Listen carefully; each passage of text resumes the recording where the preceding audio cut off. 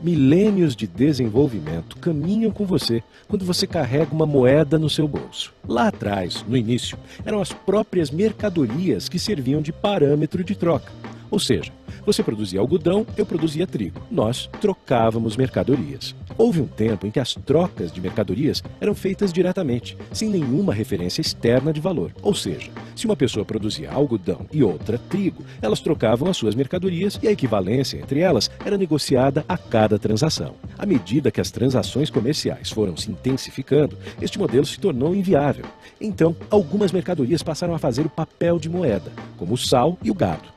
Aqui no Brasil, o pau-brasil já foi essa mercadoria de troca, assim como o açúcar, o fumo e até o pano de algodão. Com a implantação dos primeiros núcleos de colonização, começaram a circular as primeiras moedas de metal no Brasil. Em 1580, o país recebeu muitas moedas espanholas devido à unificação entre Portugal e Espanha. A moeda passou a ser usada no pagamento de bens, serviços e dívidas. Mas foi só durante o domínio holandês no Nordeste, no século XVII, que foram cunhadas as primeiras moedas no Brasil. Os florins e soldos tinham a marca da Companhia de Comércio das Índias Ocidentais de um lado e do outro a palavra Brasil. Portugal só criaria a primeira Casa da Moeda brasileira em 1694, na Bahia. Esta Casa da Moeda foi transferida 3 vezes, primeiro para o Rio de Janeiro, depois para Pernambuco e voltou para o Rio em 1703. Curiosidade, sabe de onde vem a expressão cara ou coroa? Da moeda brasileira colonial, que tinha a imagem do rei, cara, e a imagem da coroa portuguesa do outro lado. Com a chegada da família real ao Brasil, é criado o Banco do Brasil, o primeiro banco da América do Sul.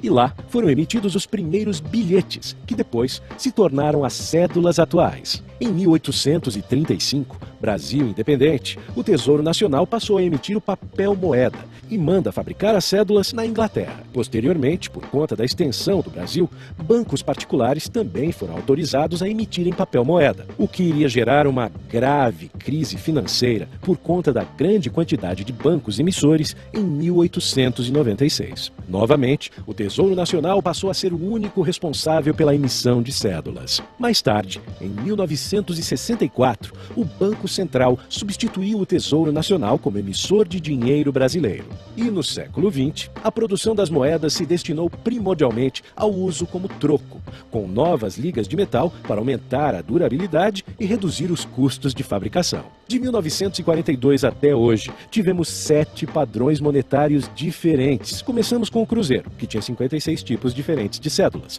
Cruzeiro Novo, que aproveitou as cédulas dos cruzeiros com carimbos. Novamente o Cruzeiro, depois o Cruzado Novo, novamente o Cruzeiro Real. E por fim, em 1994, foi lançado o padrão real que conhecemos hoje. Ou seja, essa moeda que está no seu bolso pode ter até 15 anos e muita história para contar. E está aí só esperando você usá-la.